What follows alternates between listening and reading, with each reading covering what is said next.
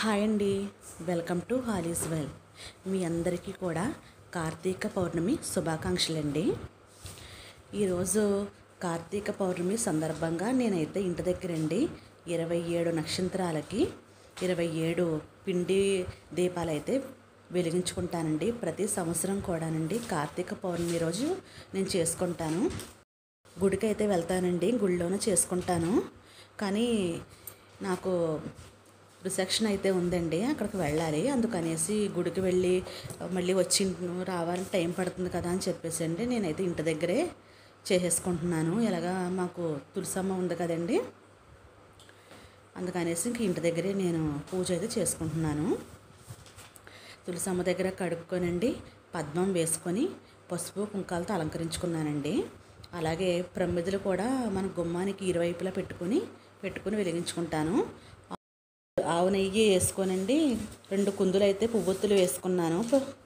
పిండి దీపాల్లోని వరిపిండి, ఆవు పాలు, బెల్లం వేసండి కలిపండి ప్రమిదల కింద చేసుకున్నాను.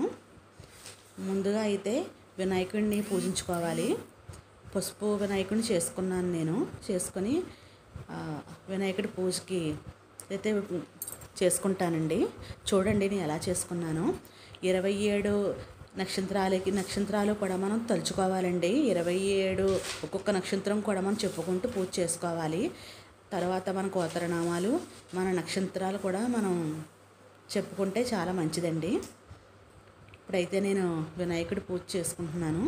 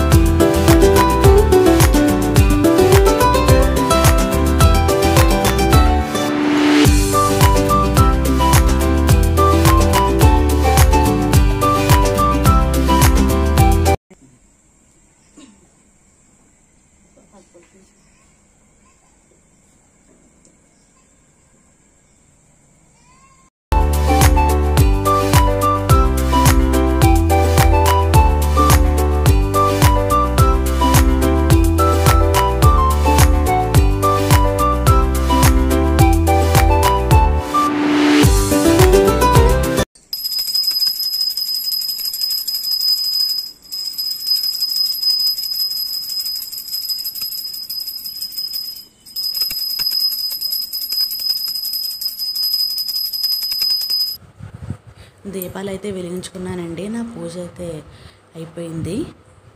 ఇదేనండి ఇవాల్టి వీడియో. ఈ వీడియో కనుక నచ్చితే లైక్ చేయండి, షేర్ చేయండి, సబ్స్క్రైబ్ చేయండి. ఉంటానండి, బాయ్.